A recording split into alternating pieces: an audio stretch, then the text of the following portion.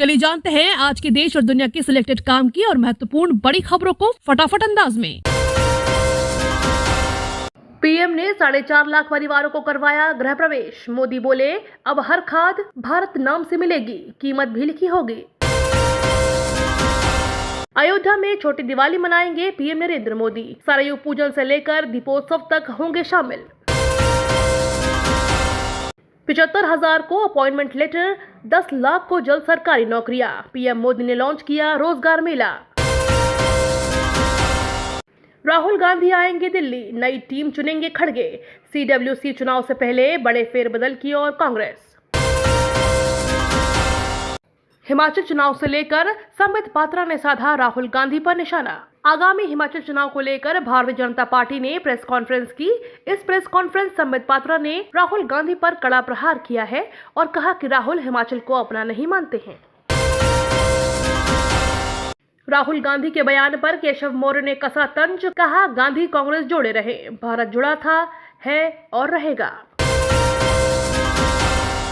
CM Nitish के गढ़ में हुंकार भरेंगे अमित शाह।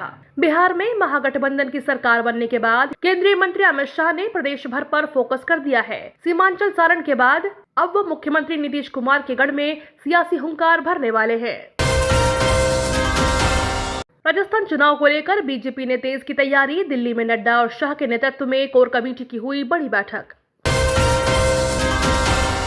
दिल्ली के प्रदूषण संकट को लेकर बीजेपी ने आप पर साधा निशाना। दिल्ली में प्रदूषण के बढ़ते स्तर को लेकर आप सरकार पर निशाना साधते हुए भाजपा के राष्ट्रीय प्रवक्ता शहजाद पूनावाला ने कहा, वायु गुणवत्ता सूचकांक लगातार खराब हो रहा है या खराब से बदतर होता जा रहा है, लेकिन प्रदूषण के वास्तविक कारणों पर कार्रवाई करने के बजाय दिल्ली सरकार द्वारा पटाखों पर प्रतिबंध लगा दिया गया है।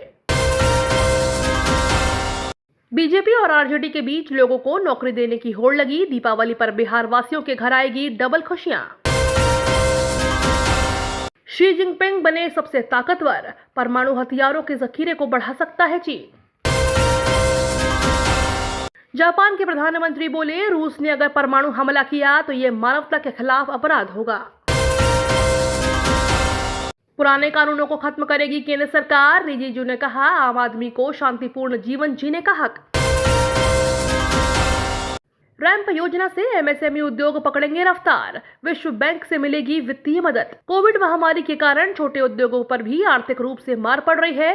केंद्र सरकार ने एमएसएमई क्षेत्र में सुधार के लिए रैंप योजना शुरू की है।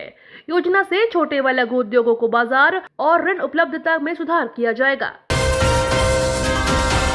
ताइवान को कब्जाने के लिए ड्रैगन ने चली एक और चाल, संविधान में किया बदलाव। चीन में सत्ता में काबिज कम्युनिस्ट पार्टी ऑफ चाइना का एक सप्ताह से चल रहा महासम्मेलन संपन्न हो गया। इस दौरान पार्टी की केंद्रीय समिति ने राष्ट्रपति शी जिनपिंग को और अधिकार देने के लिए अपने संविधान में बदलाव सहित कई प्रस्तावों को पारित किया।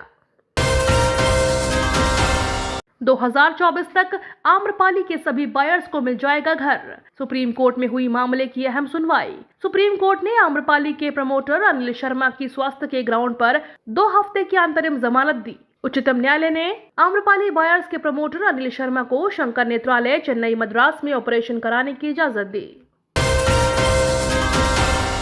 सार्वजनिक स्थानों पर बच्चों को दूध पिलाने की सुविधा की मांग पर केंद्र से मांगा जवाब। याचिका में कहा गया है कि फीडिंग व चाइल्ड केयर रूम बुनियादी सुविधाओं के तहत मुहैया कराना जरूरी है, लेकिन इस संबंध में कोई ठोस कदम नहीं उठाया गया है। भारत की अग्नि प्राइम मिसाइल की जद में पूरा पाकिस्तान, सेना को मिली नई ताकत।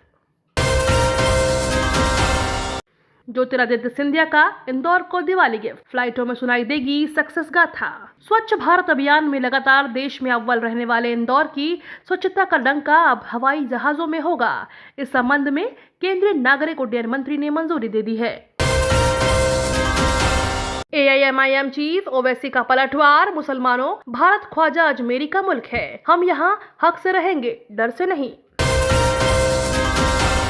डेली ऐसे ही खबरों से अपडेट रहने के लिए चैनल को सब्सक्राइब करके बेल आइकन को दबाना बिल्कुल ना भूलें।